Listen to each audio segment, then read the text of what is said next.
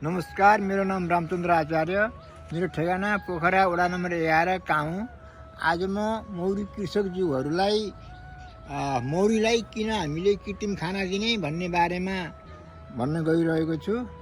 हामीले मौरीलाई किन कृत्रिम खाना दिने भन्दा पहिला सुरुमा त मौरीको सङ्ख्या, यदि मौरी घरमा मौरीको सङ्ख्या कम छ भने मौरी बढाउनका लागि पनि हामीले कृत्रिम खाना दिने गरिन्छ।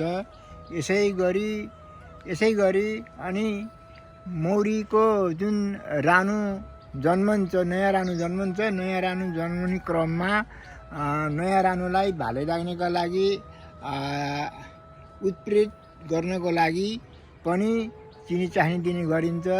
यसै गरी मौरी घरमा रानु बुढी भई भने रानु फेर्नुपर्ने हुन्छ। रानु फेर्ने समयमा पनि हामीले मौरीलाई चाहिने कृत्रिम खाना दिने गरिन्छ। यसै गरी अर्को कुरा छ के भने, जब मौरी विभाजन गरिन्छ, विभाजन गरेको समयमा पनि हामीले मौरीलाई कृत्रिम खाना दिने गरिन्छ। यसै गरी मौरी समायोजन गर्ने समयमा पनि हामीले कृत्रिम खाना दिने गरिन्छ।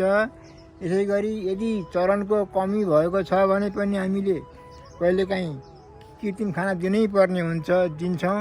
र वर्षायाममा लामो झरी पर्यो र मौरी चरणमा जान सकेन भने पनि हामीले वर्षायाममा चिनी चास्नी दिने गरिन्छ। यसै गरी जाडोमा पनि मौरीले धेरै ढिलो गरी काममा निक्लने र छिटो काम बन्द गर्ने गर्छन् कडी मौरीले। त्यो बेलामा पनि हामीले कृत्रिम खाना दिने गरिन्छ। यसै गरी विभिन्न चरणमा विभिन्न कारणले कृत्रिम खाना दिने गरिन्छ। अर्को कुरा चाहिँ के छ भने, जब मौरीलाई केही उपचार गर्नु पर्यो भने पनि उपचारका क्रममा पनि हामीले चिनी चास्नी दिने गरिन्छ।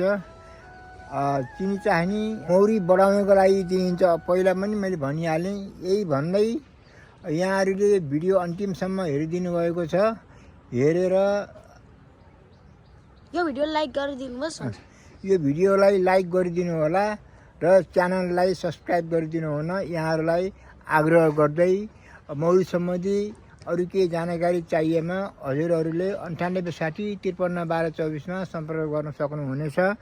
र यहाँहरूको दिन सधैँ शुभ रहोस् भन्दै आजको यो भिडियो यहीँ अन्त्य गर्न चाहन्छु। हस्त नमस्कार।